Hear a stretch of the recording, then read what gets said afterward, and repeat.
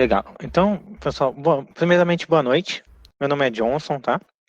Hoje nós vamos apresentar aqui meio que uma descoberta do Microsoft Azure, visando dar para vocês aí um conhecimento de nível fundamental na ferramenta, seja para aquela pessoa que é iniciante, que é ali um aluno de curso técnico em informática, ou mesmo para aquela pessoa que já está na área de TI, independente de ser da área comercial ou ser um analista de suporte técnico júnior, pleno, além de também apoiar aí quem ainda está estudando, fazendo algum curso superior de tecnologia da informação. Então, essa sessão, ela é uma reprodução que foi apresentada aí no Microsoft Ignite the Tour, porém não por mim, claro. Ela é uma sessão que tem nesse link que vocês veem na tela, tanto o vídeo gravado, né, o original em inglês, quanto o repositório para baixar esse PPT. E o nosso foco aqui hoje é falar sobre o que é o Azure, né? Mais voltado para os conceitos básicos de computação em nuvem, como alguns termos e conceitos que iremos referenciar. Muita gente está habituada a ver apresentações de nuvem, seja Microsoft ou de outros fornecedores, esses conceitos básicos, né? Como a infraestrutura como um serviço, a plataforma como um serviço e também o software como um serviço. E essas modalidades, esses modelos de serviços de nuvem, se dividem entre o que já estamos acostumados, né, quem já trabalha aí com redes, com instalação de equipamentos como servidores, storage, né, armazenamento, virtualização, sabe que hoje, no ambiente tradicional, você é responsável por cuidar de tudo isso.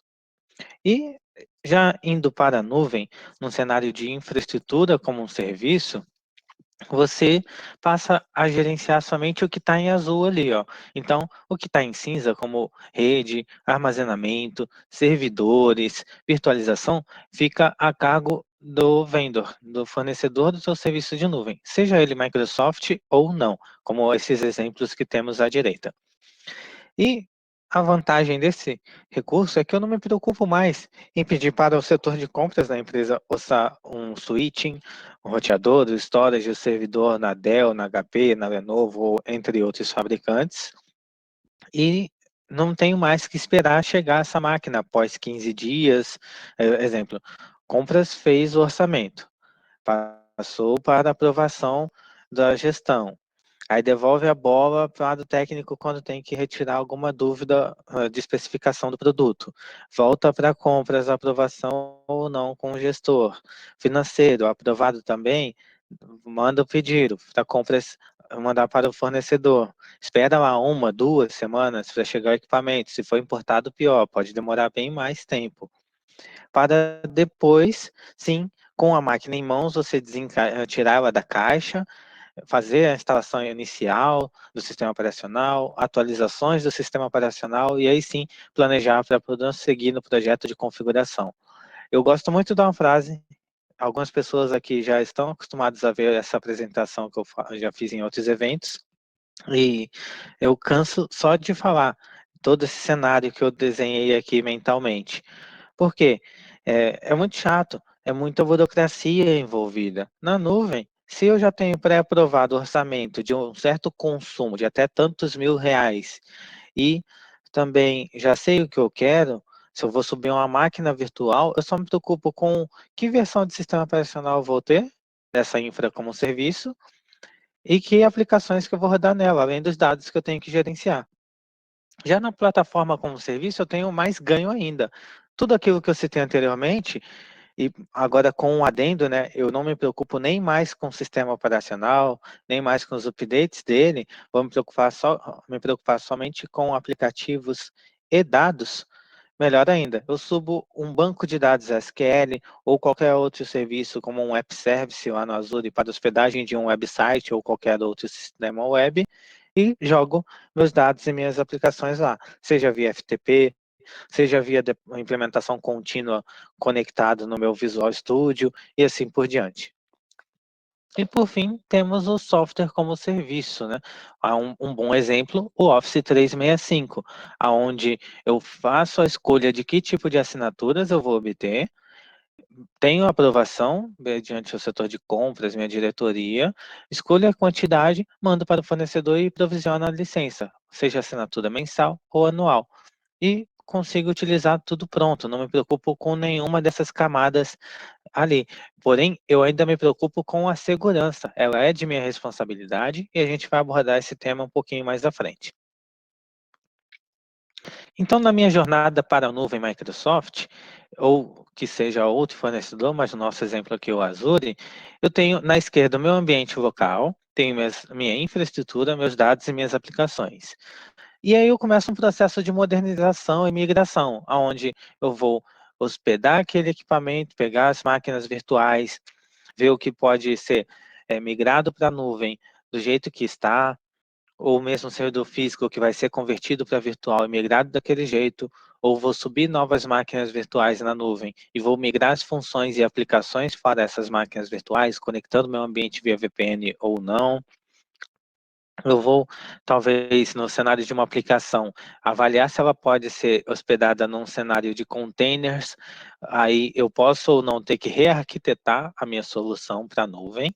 E nos cenários de aplicativos, dados e serviços de inteligência artificial, que geralmente já são nativos para a nuvem, eu vou somente reconstruir ou subir novos serviços.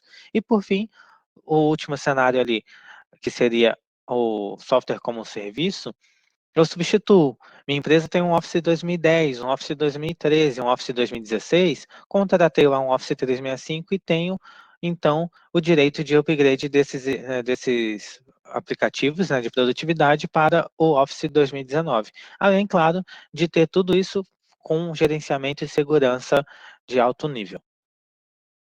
Daí, muitas vezes, quando você for no seu trabalho, no dia a dia, discutir o porquê mover para a nuvem, você vai precisar dar alguns argumentos válidos, seja para o teu gestor de tecnologia, ou seja para algum gestor e decisor de negócio, onde você vai poder dizer que a nuvem ela é efetiva no sentido de custos, você paga somente para aquilo que você vai utilizar, e também ela é escalável. Então, eu não tenho risco hoje de eu comprar, de repente, um servidor, se eu fosse deixar no meu ambiente local, eu provisionei lá, imaginei que uma máquina com 8 núcleos de processamento, 16 gigas de memória RAM e HDs de 1 tera talvez seria suficiente, eu posso enfrentar gargalos se eu deixo isso localmente, porque além daquela demora toda que eu citei lá no processo burocrático de aquisição e instalação, eu ainda posso ter o risco de repente, durante o projeto, perceber que na implantação eu precisaria de mais memória RAM, de repente um servidor de 32 gigas ao invés de 16 de memória, ou mesmo um SSD de 960 gigas ao invés de um HD de 1 tera, que é mais lento, o HD comum, né, a taxa de leitura e escrita. E essa escalabilidade que a nuvem tem, me permite provisionar recursos aonde eu posso fazer escala vertical, né, e também a escala horizontal. De que forma? Na escala vertical, eu vou adicionar mais capacidade de processamento e mais memória RAM. Na escala horizontal, eu adiciono mais servidores em linha, de modo que eu possa ter um balanceamento de carga para que seja o tráfego, né, o acesso seja distribuído entre esses equipamentos, visando atender melhor a minha demanda, como no exemplo de uma Black Friday, onde eu teria mais acessos à minha loja virtual. E a nuvem também é elástica, eu adiciono ou removo recursos conforme minha necessidade. Eu posso adicionar recursos quando a aplicação está sendo muito utilizada e removo quando não há mais necessidade. Vou fazer isso manualmente, 24/7? Também não preciso. Eu posso provisionar contas de automação que visando automatizar e detectar com base no consumo de processamento e memória se eu preciso ou não adicionar ou remover recursos com base nos percentuais de uso dessa solução. Eu ainda tenho o benefício da nuvem ser corrente, ela está sempre atualizada, ela está sempre atualizada. Então eu vou focar em construir e implementar as minhas aplicações. A manutenção, ela é feita para mim, então eu não me preocupo mais com a atualização de equipamentos, nem de software, nem upgrade, nem gerenciamento dessa TI da forma que eu fazia quando estava no meu ambiente local. Só tomar uma água aqui.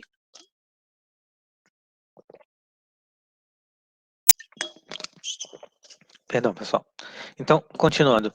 E os dados lá estarão seguros. Em que sentido? Segurança física, não é qualquer um que sabe onde está ou como acessar esses data centers da Microsoft. Pode chegar o CEO da Microsoft lá. Ele não vai conseguir entrar no data center se ele não tiver devidamente autorizado. E em relação à parte lógica dessa segurança do ambiente, o Azure provê possibilidade de eu subir backups de dados, implementar soluções de recuperação de desastre, soluções para replicação de dados, entre outros recursos. E aí, para finalizar ali os motivos do porquê mover para a nuvem, a parte da segurança física que eu acabei citando anteriormente, né? E digital também. Então, eu tenho um painel que vai me dar essa visibilidade em relação à minha segurança. Bom, mas e aí, na prática, o que é o Azure? O Azure, conforme eu citei, ele tem centenas, né, de serviços. Então, eu mostro aqui uma pequena divisão de cada um desses serviços, divididos em cada uma daquelas modalidades que eu citei. Então, numa infraestrutura como um serviço, eu tenho serviços de computação, que são as máquinas virtuais, Linux e Windows. Eu tenho serviços de armazenamento, seja para discos gerenciados ou contas de armazenamento para dados, seja em filas, tabelados ou em arquivos compartilhados, que eu posso ter um servidor lá, uma conta de armazenamento para sincronizar dados do meu servidor local para a nuvem, visando ter uma espécie de DFS, né, um serviço de arquivos distribuídos.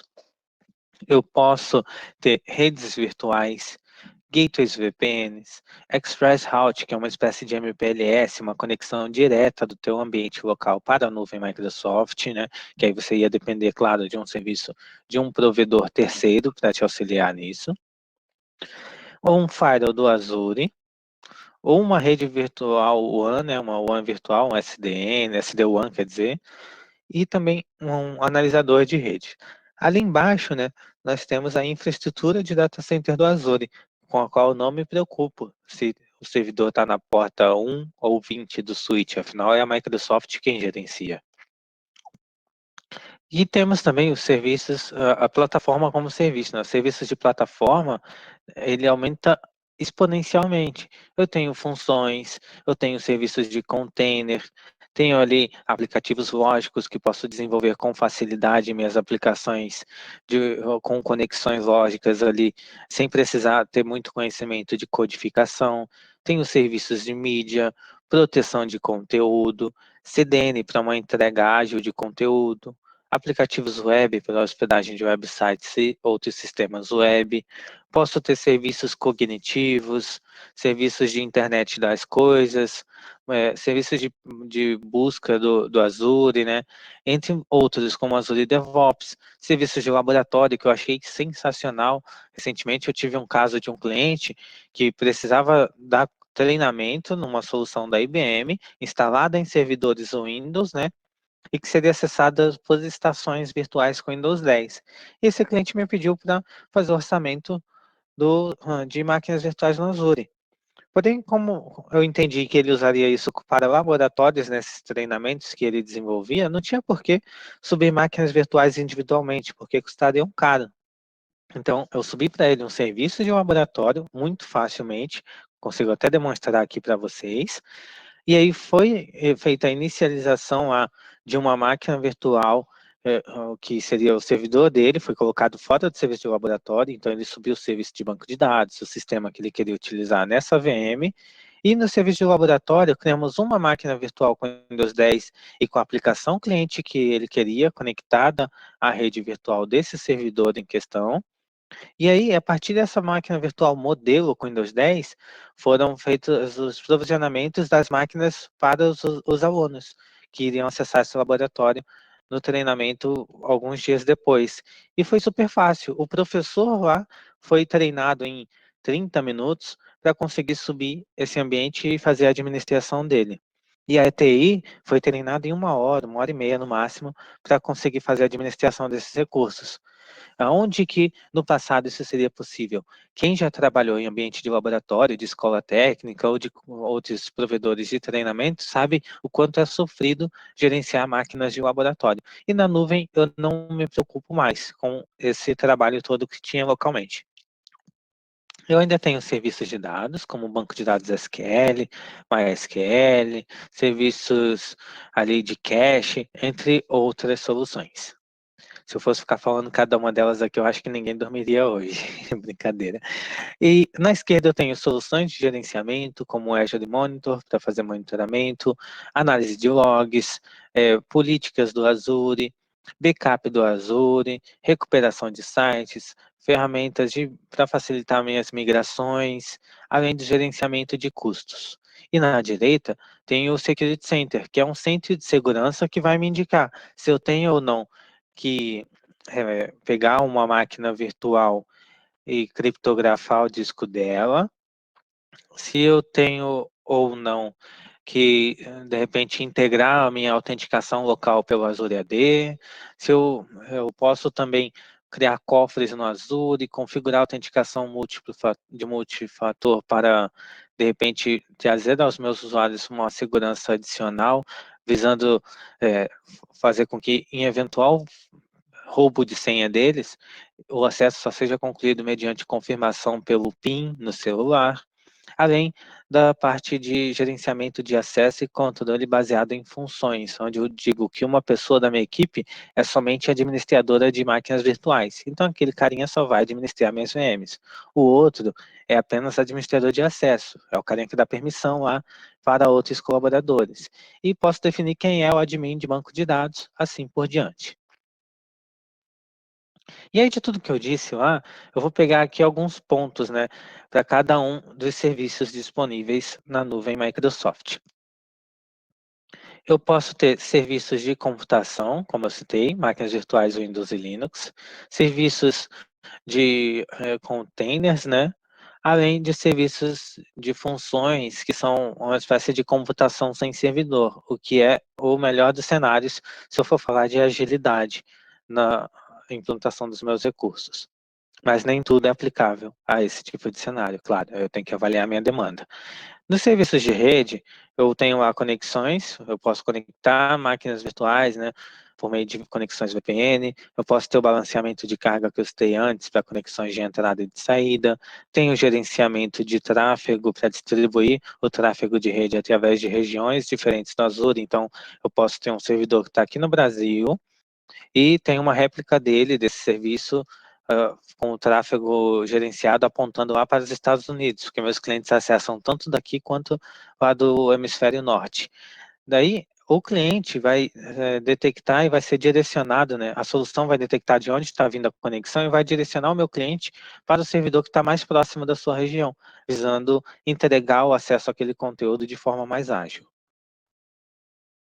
Ainda nos serviços de armazenamento, eu tenho armazenamento de blob, que é ideal ali para armazenar arquivos de vídeo, imagens e dados de internet das coisas, das minhas soluções de IoT, né? Tenho armazenamento de arquivos, que atua como se fosse um servidor de arquivos para compartilhar e acessar arquivos na nuvem. Tenho o armazenamento de tabela para soluções NoSQL, né? Para armazenamento de dados estruturados. E para a parte de gestão de identidade, eu tenho o Azure AD, que é uma solução multilocatária, né, com um diretório e serviço de gestão de identidade baseado em nuvem, e é usado muito pelo Azure e pelo Office 365. Então, se a empresa que você trabalha, ou a faculdade, escola que você estuda, já tem ali o acesso ao Office 365, você já está com seu login e senha conectados a um Azure AD. E então, ele contém lá todas as identidades dos usuários na sua organização. E daqui em diante, a gente vai fazer uma leve exploração no portal do Azure para poder mostrar para vocês rapidamente, ou se vocês preferirem, eu sigo até terminar a parte chata do PPT, porque se eu entrar no portal do Azure eu vou me empolgar e é capaz de levar mais que uma hora, então eu vou preferir antecipar aqui, finalizar a apresentação teórica e depois mostrar um pouquinho na prática, tudo bem? Fica à vontade, Johnson, para seguir o jeito que você achar melhor, tá? Maravilha, porque a última vez que eu fiz isso, eu me empolguei, foram 3 horas de live, ainda bem que era um evento que eu estava sozinho. Gerenciamento de recursos. Cada um dos recursos que eu subi no Azure, como a máquina virtual, um website, um banco de dados, eles são colocados em grupos de recursos. E eu posso gerenciar esses grupos de recursos por meio de modelos, para facilitar a minha implantação. Então, vou trazer isso para um cenário mais prático.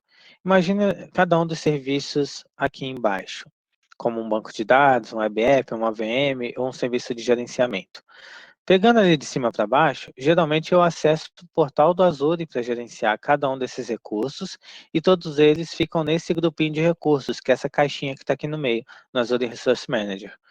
E eu tenho autenticação, onde eu posso definir, com base naquelas funções, daquele controle de acesso baseado em funções, quem pode ou não acessar os recursos que estarão dentro desse grupo de recursos. Então, imagina o seguinte, eu entrei no portal da Azure com o usuário do Johnson. Opa, o Johnson é o proprietário da assinatura específica e, teoricamente, tem acesso a todos os recursos dentro daquela assinatura. Porém, se em algum grupo de recurso não tiver permissão de acesso, né, não tiver lá com uma permissão herdada naquele ambiente, eu não vou acessar. Ou então, que eu pegue o usuário do João e coloque lá como administrador de máquinas virtuais nesse grupo de recursos. O João não vai ver o banco de dados, não vai ver o WebF do Azure e nem a gestão de serviços, ele vai ver somente a máquina virtual que ele tem acesso. Isso também é válido para gerenciamento via PowerShell e gerenciamento via linha de comando do Azure, entre outros serviços e clientes que funcionam aí conectados a esse ambiente de nuvem. Isso eu também vou mostrar na prática logo mais. Daí, o gerenciador de recursos do Azure, ele te dá uma camada de gerenciamento consistente, porque você vê os componentes relacionados, né, e também em partes independentes da sua rede. Então, você implementa, gerencia e monitora esses recursos como se fossem um grupo, né, e provê segurança, auditoria e até mesmo a etiquetagem deles, né, o tagging, como se fosse uma espécie de facilitar a identificação e a finalidade do uso deles. Eu ainda posso gerenciar eles através, usar esses recursos, né, para gerenciá-los através do Azure, independente do tipo, né, como esses exemplos que estão na tela. O grupo de recursos ele é um container que retém os recursos acima, ali, como as VMs, web apps, databases, etc. E você decide como alocar esses recursos para os seus grupos de recursos. E vem aí a parte de assinaturas, grupos de recursos e recursos. Visualmente também visando facilitar o entendimento para vocês. Imagine cada um desses recursos aqui. Banco de dados, web app, contas de armazenamento atreladas a esses serviços, outro banco de dados e 2 máquinas virtuais. Então, eu tenho ali na esquerda um grupo de recurso com uma conta de armazenamento e um banco de dados. Eu tenho no meio um outro grupo de recursos com uma conta de armazenamento, um aplicativo web e também um banco de dados relacionado a esse aplicativo, provavelmente. E tenho outro grupo de recursos somente com as máquinas virtuais que eu vou entregar a gestão na mão de uma outra da equipe, que seria a equipe de infra de redes ou de gestão aí dos meus servidores virtuais. E tudo isso está nesse quadrado maior ali, nesse retângulo, né? Eu vou abaixo de uma assinatura. Então, eu tenho o Azure, portal dele, as assinaturas, que eu não preciso necessariamente ter uma, posso ter várias e posso pôr uma assinatura para um departamento, outra para outro, conforme finalidade, e criar os meus grupos de recursos, incluindo minhas soluções como recursos lá dentro dessa assinatura de nuvem. E aí, no gerenciamento de recursos do Azure, eu tenho os provedores de recurso, né? Que é um serviço que me dá aí a possibilidade de implementar e gerenciar eles por linha de comando, usando scripts e tudo mais. Então, imagina o seguinte cenário. Eu estou montando um script para gerenciar uma máquina virtual. Eu vou usar o provedor de recurso Microsoft.compute. Eu estou montando um script para gerenciar um storage. Então, o Microsoft.storage me dá ali a possibilidade de gerenciar uma conta de armazenamento. O Microsoft.web é o recurso, né, provedor de recurso que vai me dar a possibilidade de gerenciar minhas aplicações web. E tudo isso é válido para a prova de certificação de fundamentos do Azure, tá? Pelo menos para um dos módulos que eu estou citando. E esses recursos, esses provedores de recursos, eles são colocados num arquivo JSON, que é o arquivo de modelo que define aí como que eu vou implementar esses recursos em questão, os grupos de recursos, esses recursos num grupo de recursos, na verdade. E ele define dependências entre cada um dos recursos que eu subi na nuvem. Eu tenho aqui um exemplo, né, de um modelo.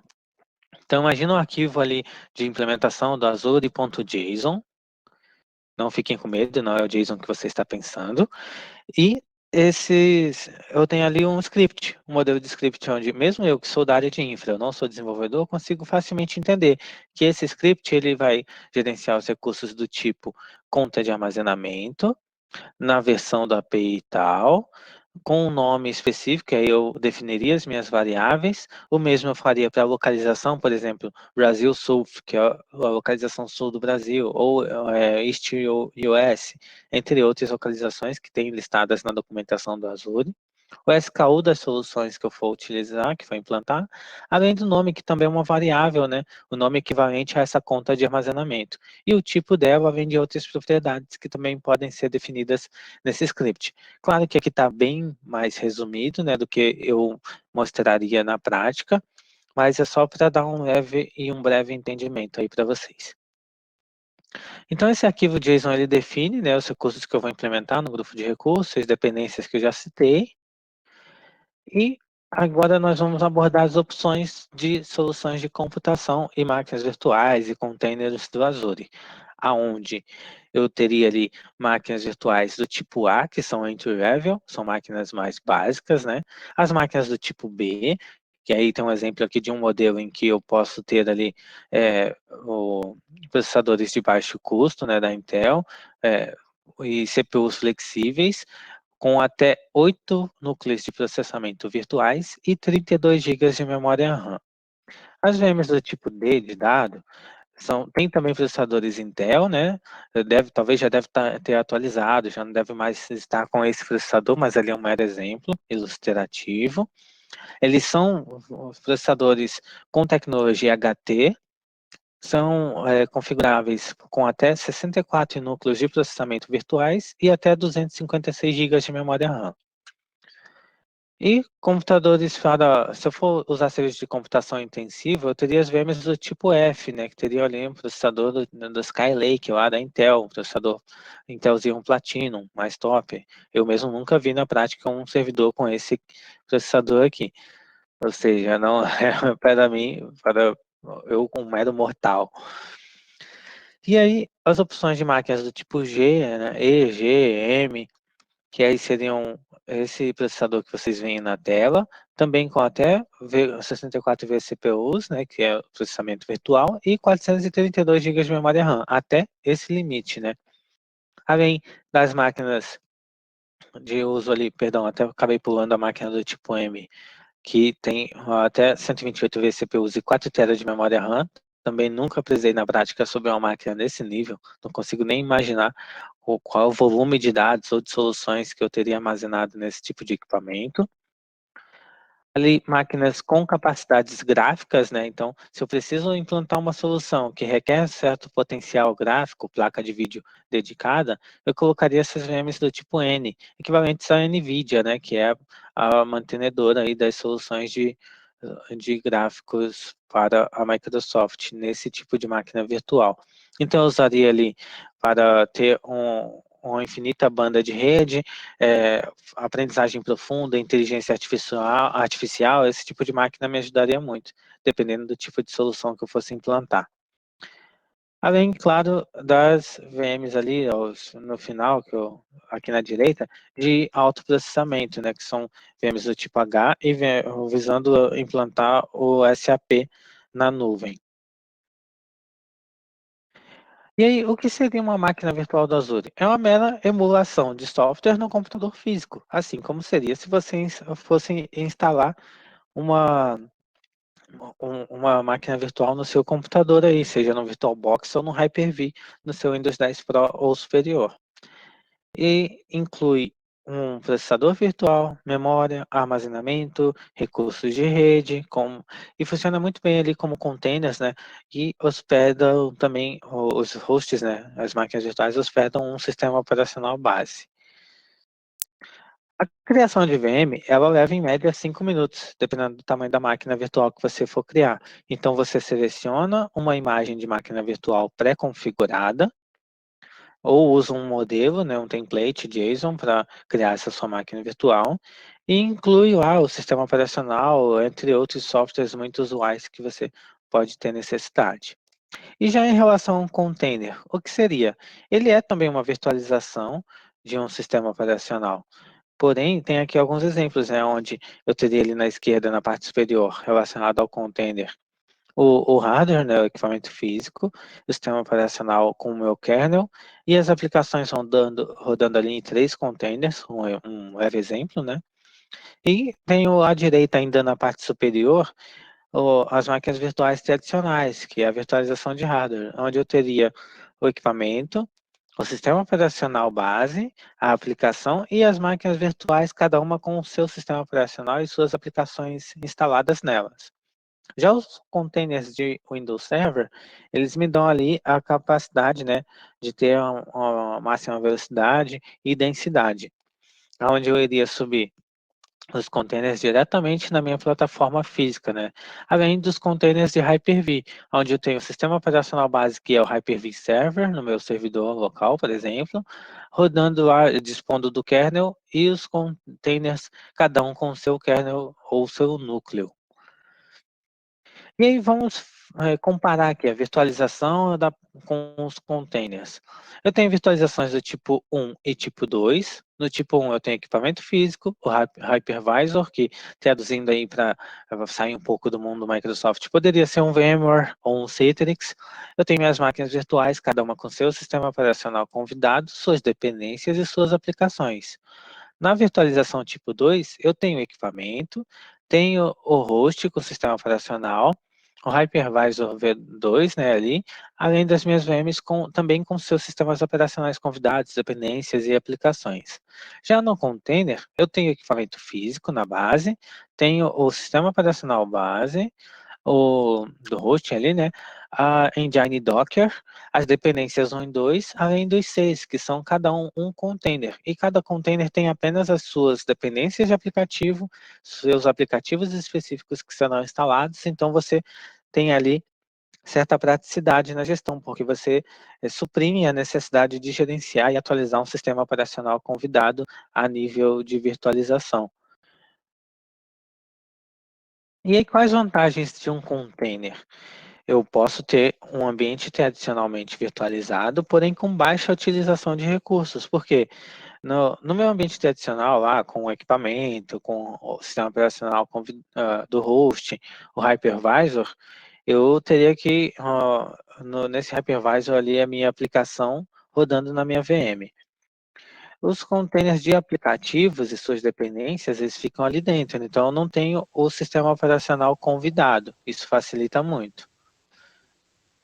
E aí, seguindo aqui da parte de criação de máquina virtual, onde seria a demonstração, e eu prefiro também mostrar depois na prática para vocês, só para continuar e tentar finalizar esse PPT, porque faltam poucas páginas, eu tenho opções de computação, como computação sem servidor, funções do Azure e o Azure App Service. E o que seria a computação sem servidor? Atualmente, nós temos vários servidores. Alguns desses servidores, né, você não gerencia, você não tem que gerenciar a sua infraestrutura.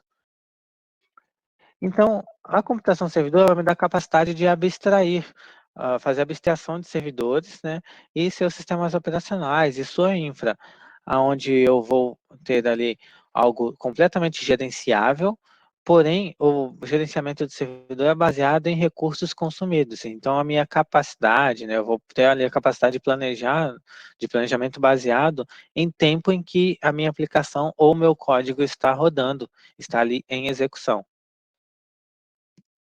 Daí uma solução de computação sem servidor no Azure, como o Power Automate é um belo exemplo, né, o antigo Microsoft Flow, ele é construído em aplicações lógicas, você cria integrações simples e ele é desenhado para profissionais não técnicos.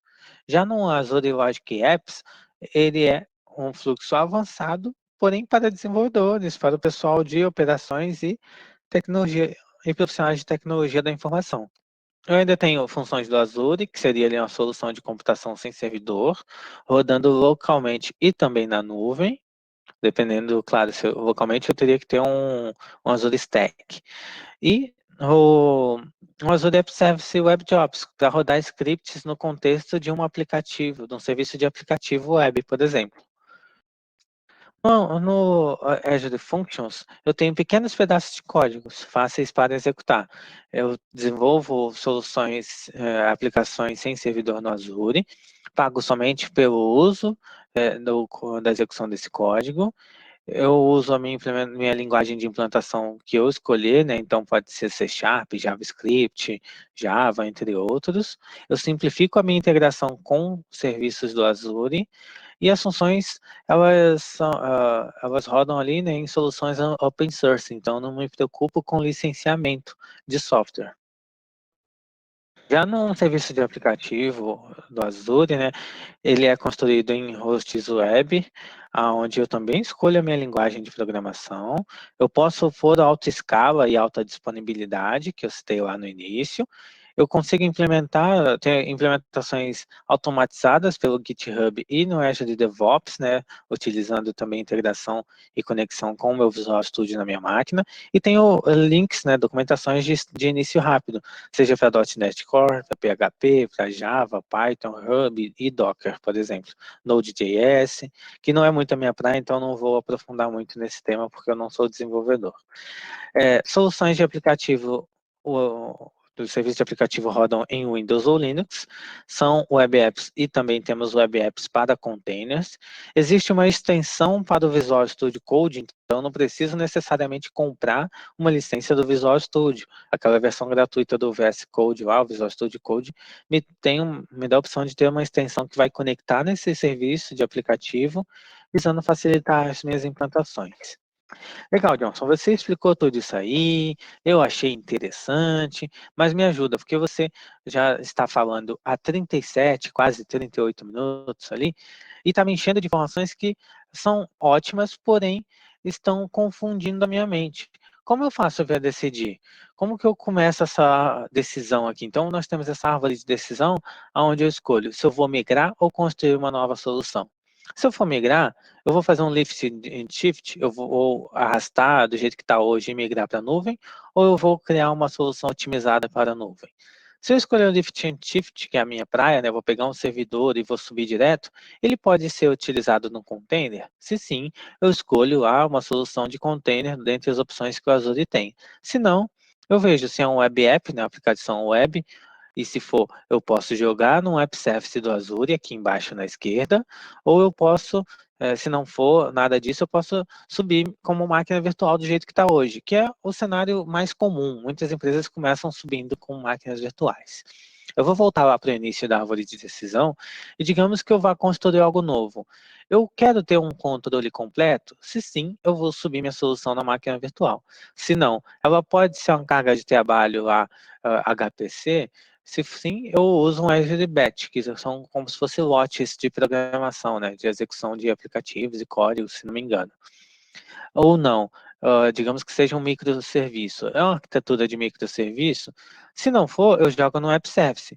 Se for, eu vejo se isso pode ser uma função do Azure, ou se não puder ser, eu vejo se precisa ou não de orquestração, onde eu decido se eu vou subir num container do Azure, ou se sim, eu prossigo lá, vejo se precisa de uma integração com .NET, ou mesmo precisa ser completamente suportado por soluções Microsoft, para aí sim definir se eu vou para um Service Fabric ou para o Kubernetes, o AKS, que também não é muito minha praia, que aí já vai um pouco para desenvolvimento. Já em relação à aprendizagem, como que você começa a aprender a usar ali o Azure? Esse site aqui, aka.ms/afun10, A de Azure, Fun de Fundamentos, 10, que é meio que o primeiro módulo, né? MS Learning Collection. você vai lá para os módulos do Microsoft Learning, onde você pode completar exercícios de aprendizagem interativa, ver vídeos e praticar e aplicar o seu conhecimento, suas novas habilidades na nuvem Microsoft. Você não precisa necessariamente ter uma assinatura paga para isso, tá? E eu vou mostrar aqui para vocês como que funciona. Se você acessar aí ak.ms/azurifun7, não sei se esse link ainda está ativo, né? Mas você pode talvez cair em mais recursos de aprendizagem. Tem os links ali na esquerda para os recursos dessa sessão, ver o vídeo gravado em inglês lá, talvez até com uma pessoa explicando melhor e com mais calma, né, do que eu tive que dar uma acelerada aqui. Além das sessões para você baixar no GitHub, tanto essa apresentação quanto outros recursos relacionados a ela, tudo bem? Vou finalizar essa parte aqui, que é a teórica, e vamos brincar um pouquinho na prática.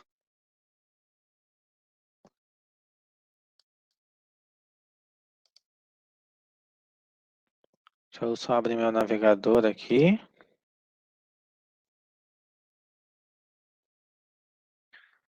A tela que vocês veem ainda é do PPT? Isso, John. Ainda é isso. Agora abriu aí sua tela. Beleza. Show. Vou só conectar aqui na minha conta. Deixa eu lembrar em qual navegador que eu deixei conectada a conta que eu pretendo utilizar.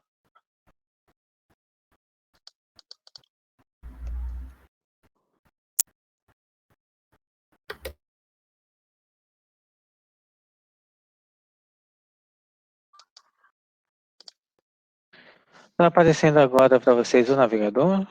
Não reparem na quantidade de abas. Sim. E olha que tem pouca hoje. Legal, eu tenho aqui os recursos dessa apresentação, né? Aquele link lá provavelmente vai jogar vocês aqui, onde tem ali algumas partes da demonstração, soluções, falando sobre os recursos que nós usamos nessa sessão, né?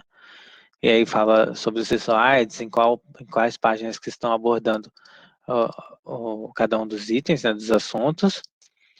Vou aqui para a prática, então como que eu faço, John? Vou começar hoje na Azure. Vou aqui, ó, criar conta. Cadê Azure, por exemplo? Legal. Eu vou cair em alguns vídeos, né? Explicando como criar a conta. Eu recomendo que vejam depois, que eu não posso entrar no detalhe aqui para não atrasar vocês. E você vai cair aqui, ó, nesse Learning do Docs, nesse Docs Microsoft. E ele mostra aqui um módulo lá onde você vai fazer a leitura deles. Teoricamente são 39 minutos de leitura, você vai passar por 7 unidades. E ele é um dos módulos da trilha de aprendizagem do Azure. Então eu recomendo que você comece por ele. Apesar de, na trilha que eu vou mostrar para vocês, não necessariamente ser esse o módulo inicial.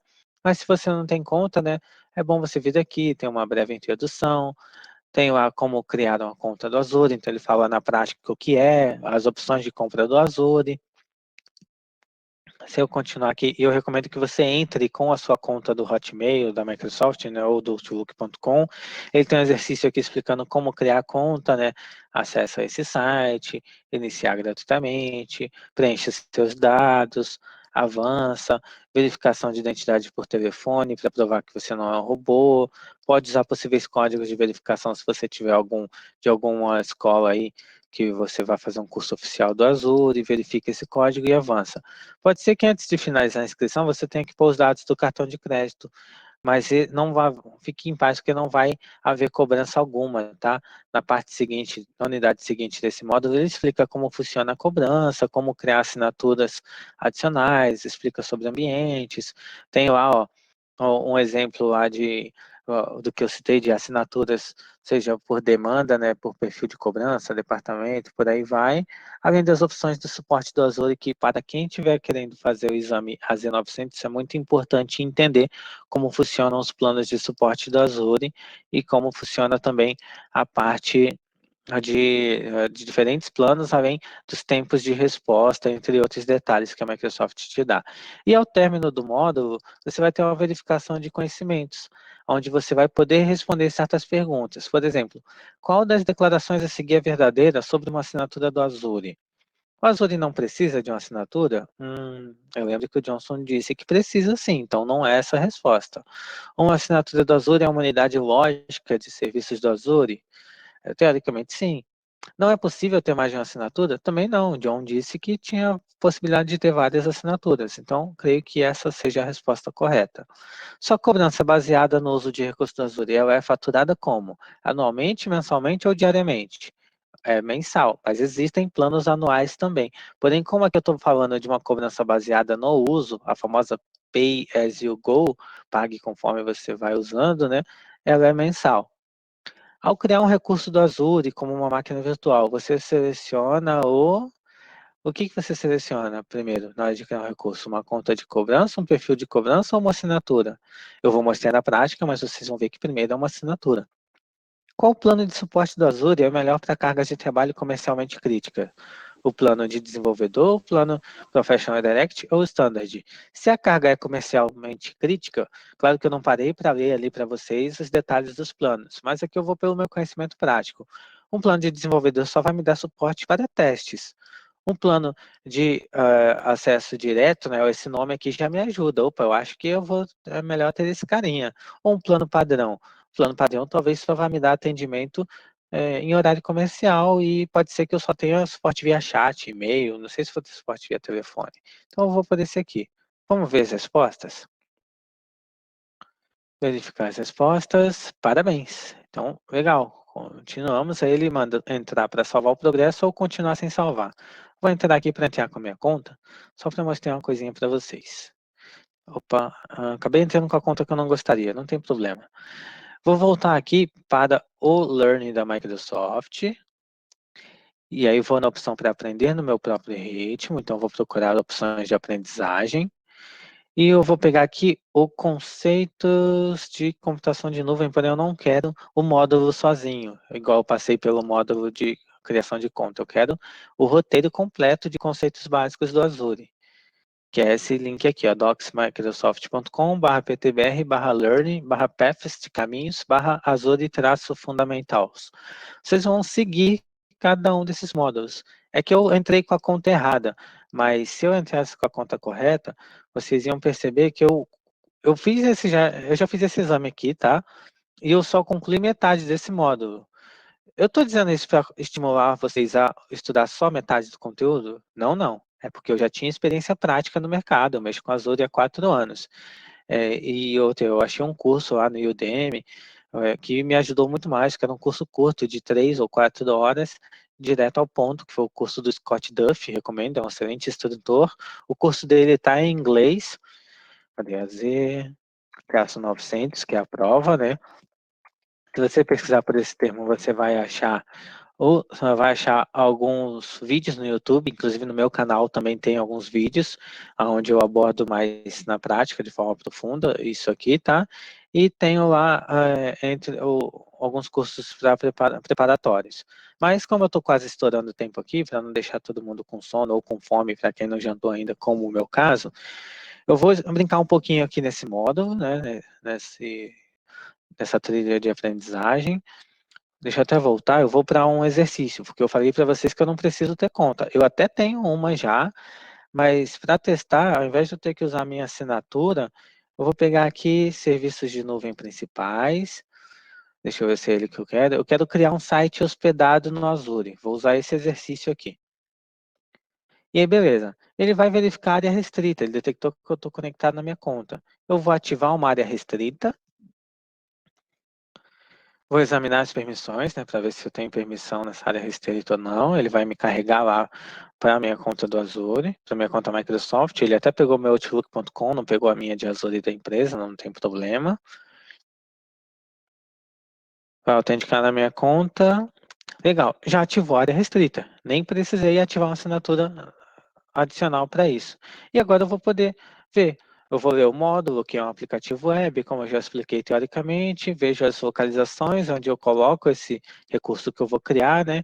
Ele manda eu criar um grupo de recursos, ele fala que já tenho, eu vou usar um grupo de recursos já pré-criado por essa área restrita, então eu não vou precisar criar um novo. E aí eu vou para a prática criar um site do WordPress. Legal, então eu vou entrar lá no portal da Azure, digital.azure.com. Vou autenticar com a minha conta da empresa mesmo, que eu já tenho uma assinatura lá. E aí eu não vou perder meu tempo mostrando passo a passo aqui, que vocês podem procurar no site da Microsoft, esse Docs, e seguir os módulos aqui, tá? Vou mostrar na prática mesmo. Então, lembram que eu falei de assinatura do Azure, serviço de laboratório, máquinas virtuais, tudo isso? Eu vou pegar aqui, por exemplo, eu vejo os recursos recentes que eu tenho no ambiente de nuvem, vejo assinaturas, eu tenho uma assinatura para parceiro Microsoft, eu tenho uma outra assinatura que eu contratei com um parceiro que foi um provedor CSP, né, provedor de soluções de nuvem Microsoft, tem uma assinatura de acesso ao meu Azure AD e tem uma outra assinatura que eu também contratei com um outro parceiro Microsoft. E aí aqui eu posso navegar para as minhas assinaturas, posso ir em ferramentas para partir para o Microsoft Learning, para cair lá naquele site que eu estava ainda há pouco, posso ver o monitor de recursos para monitorar meus aplicativos, meu gerenciamento de custos para saber do meu consumo, ó, uma das minhas assinaturas ela é pré-paga e ela tem ainda R$342 de crédito. Pena que eu não posso resgatar isso aqui, senão eu ia pagar agora a minha conta de telefone, brincadeira. Central de segurança do Azure, que me ajuda a proteger meus aplicativos. E aí, como que eu crio um recurso? Vou aqui em criar um recurso, escolho lá, eu posso buscar pelo WordPress, e aí vou escolher a primeira opção, vou criar essa solução WordPress, igual cita lá no tutorial, nome do aplicativo, cadê, cadê evento, essa, ele não está disponível, então vou tirar aquele tracinho. Eu acho que ele está implicando aqui. Evento, essa, 2020. Vamos ver se ele vai deixar. Não está disponível. Que chato. É porque ele vai usar um subdomínio do Azure Websites, tá? Por isso que ele não está deixando. Deixa eu pôr aqui um Tech Johnson, essa. Duvido que isso aqui vai ter.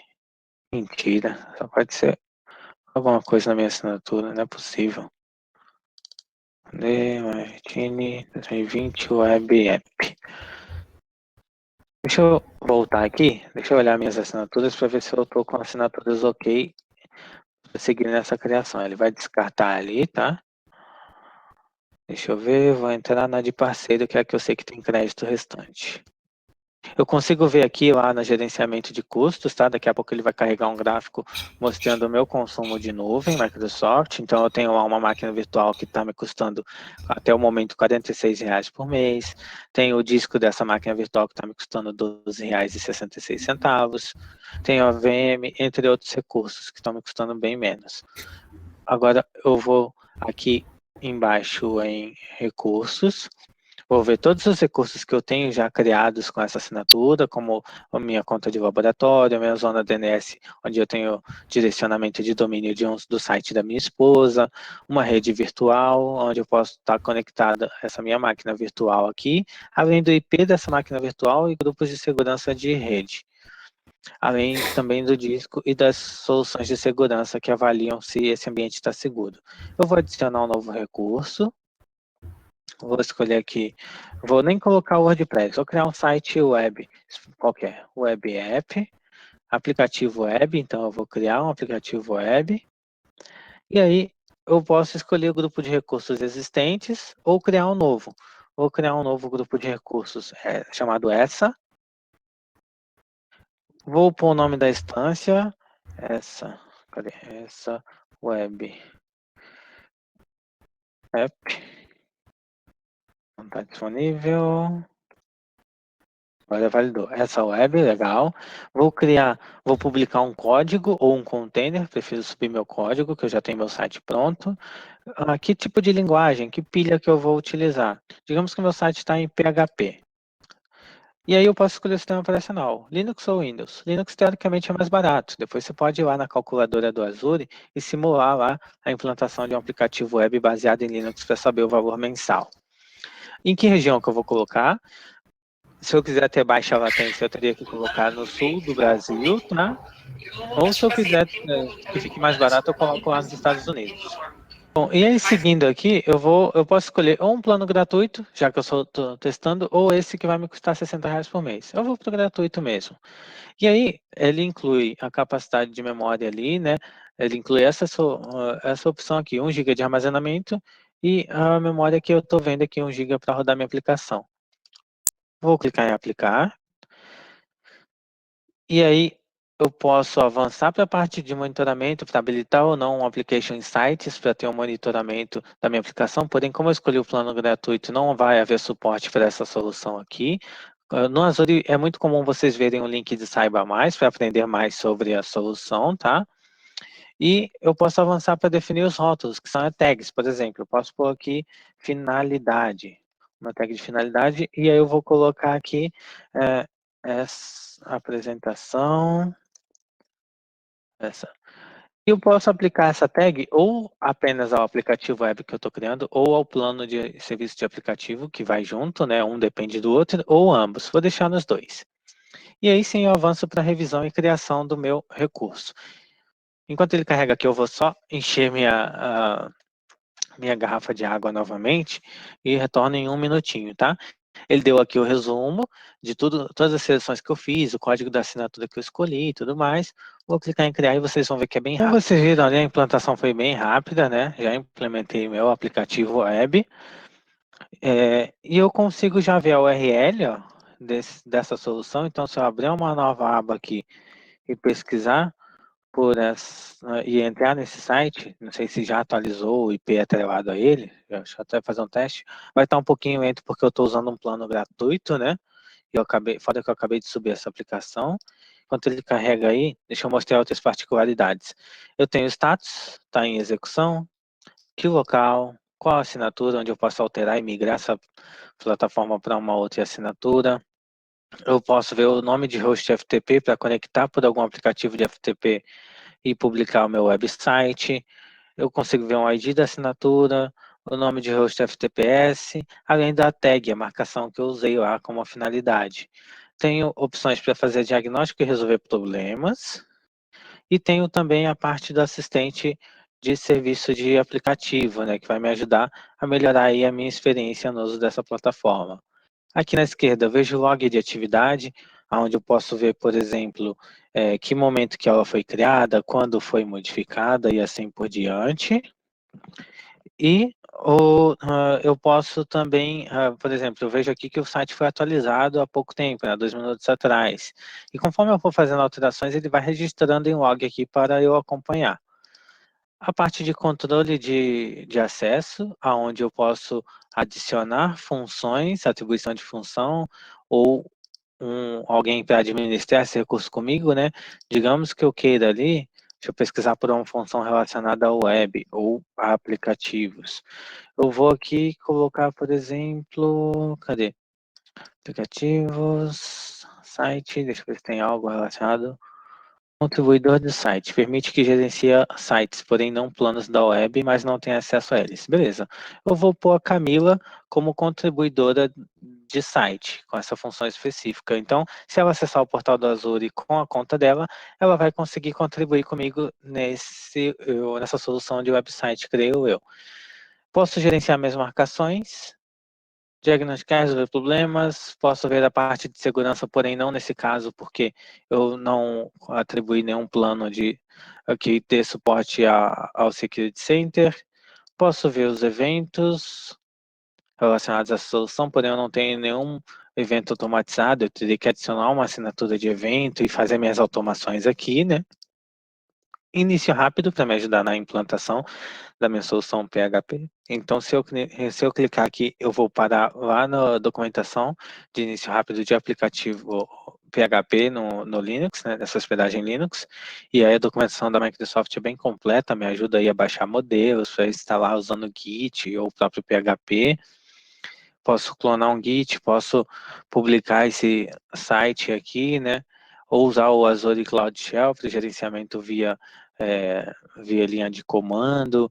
Posso clicar em experimentar aqui na documentação, que ele já vai me levar diretamente lá para o Shell do Azure, né? Para a linha de comando do Azure visando criar esses recursos. Por exemplo, se eu quiser criar um novo grupo de recursos chamado, aí eu colocaria o nome aqui, chamado My Resource Group, né?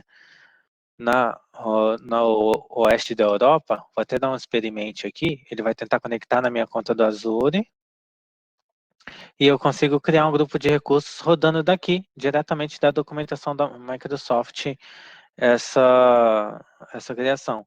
Como é a primeira vez, ele vai perguntar, eu quero fazer via Bash ou PowerShell? Se não me engano, aquele comando está em Bash. Vai me pedir uma conta, né, uma subscrição, ele vai usar a subscrição com CIRD, que é a subscrição lá que eu criei naquela documentação da Microsoft, né, se bem que ele não vai deixar eu criar uma conta de armazenamento ali, mas não tem problema. Mas só foi para exemplificar, eu teria que selecionar a minha assinatura de produção, só que aqui ele entrou na outra conta e não na minha da empresa, por isso que eu não vou conseguir. E aí eu selecionaria a minha assinatura de parceiro ou qualquer uma das outras que eu tenho e mandaria criar a conta de armazenamento para aí sim rodar esse código. Mas não tem problema, eu posso voltar lá, deixa eu sair do modo de foco, eu vou copiar esse comando e eu mesmo rodo por aqui, ó, aqui em cima. Eu vou mandar ele abrir o Bash, vou escolher em que assinatura, né, eu vou criar uma conta de armazenamento, porque é necessária para poder rodar e arquivar os scripts relacionados às execuções de comando.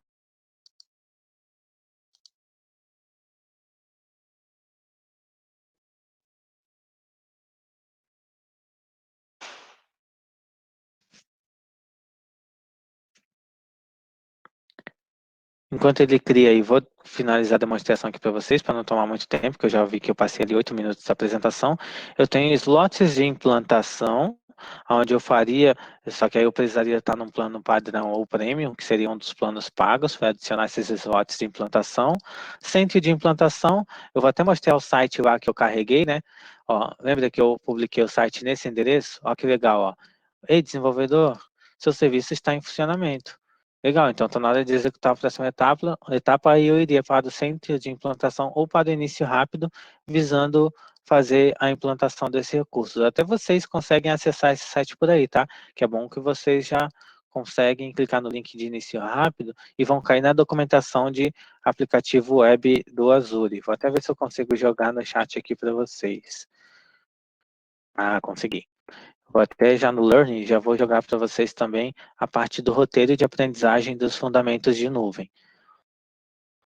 Detalhe, pessoal, tem, para quem consegue essa certificação AZ900, você consegue vagas no mercado aí, dependendo, claro, da sua experiência com TI de forma geral, vagas boas, tá? A partir de 3, 4, 5 mil reais em diante, ou até 6 mil reais, dependendo do seu nível de conhecimento.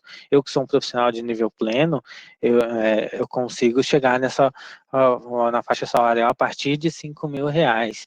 E faz somente um ano que eu me certifiquei nos fundamentos do Azure, tá?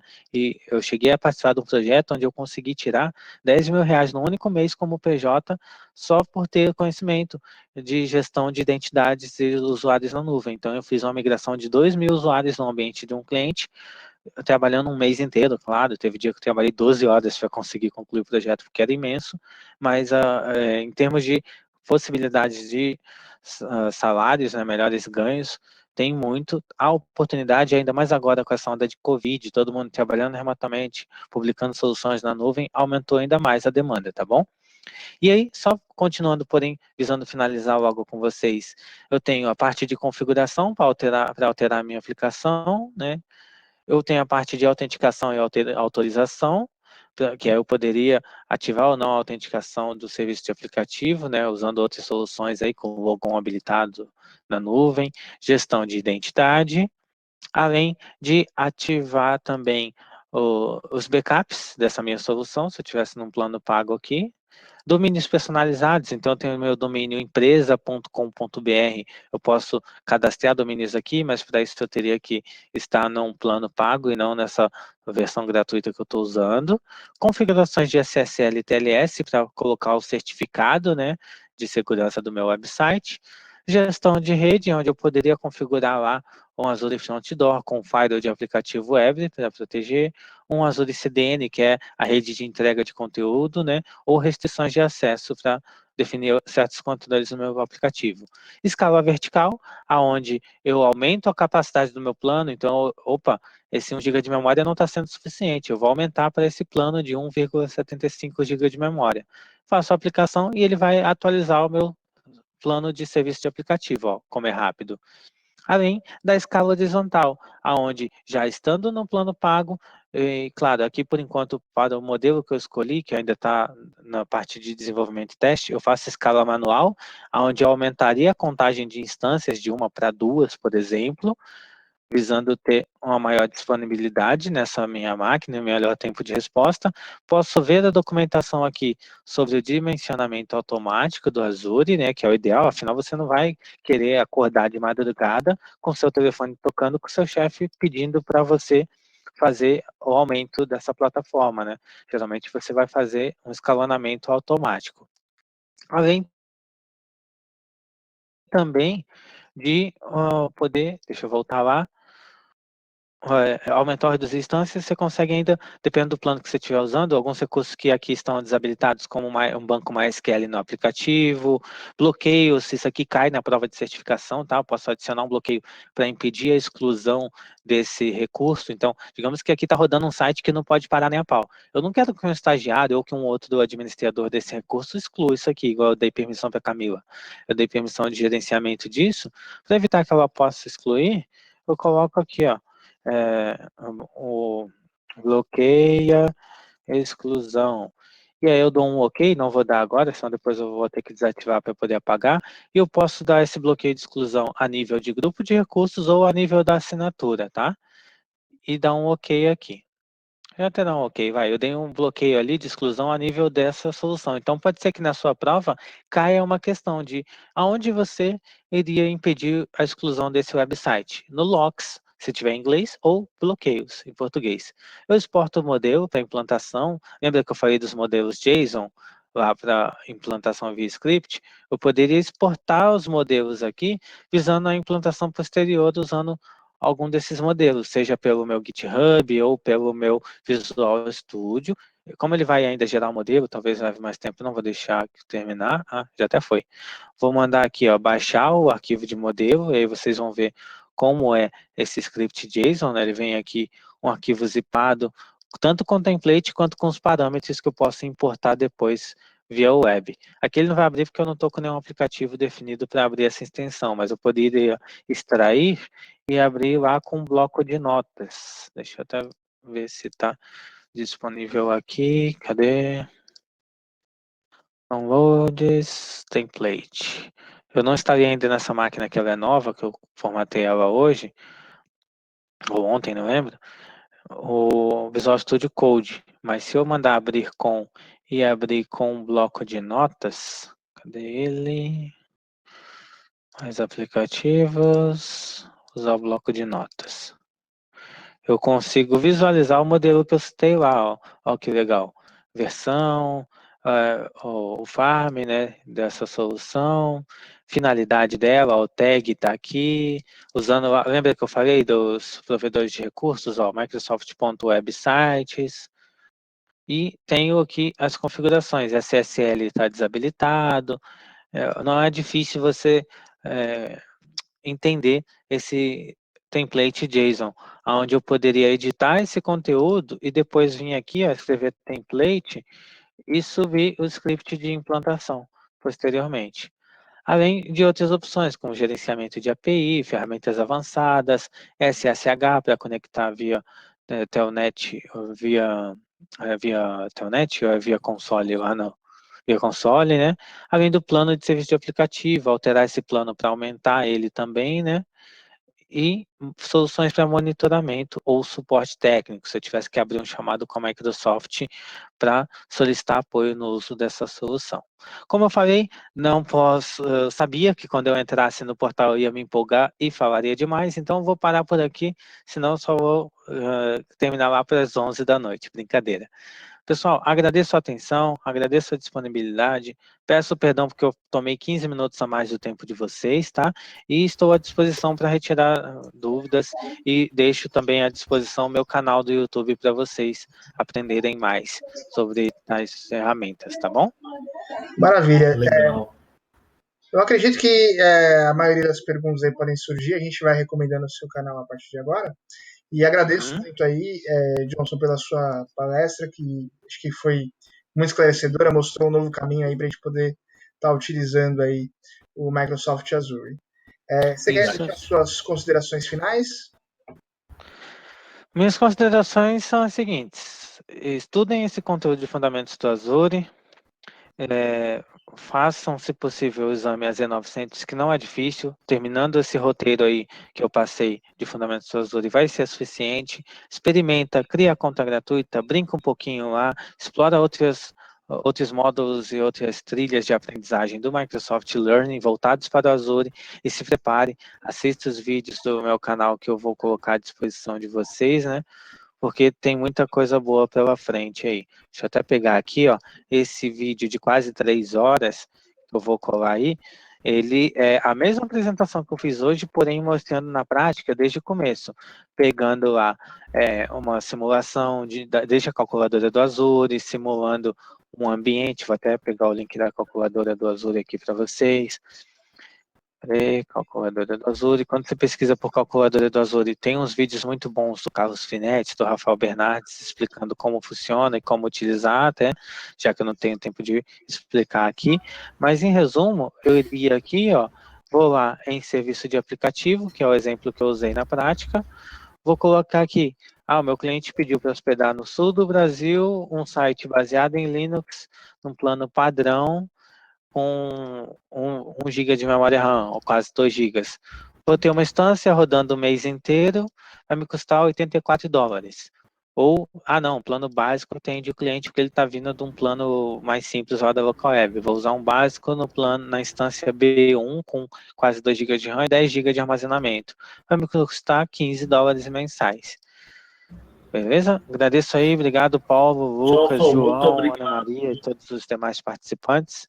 Quem quiser tirar dúvida, só procurar por mim lá no YouTube, lá no LinkedIn, que eu estarei à disposição de vocês. Muito obrigado, viu, Johnson? Obrigado mesmo aí. Eu que agradeço.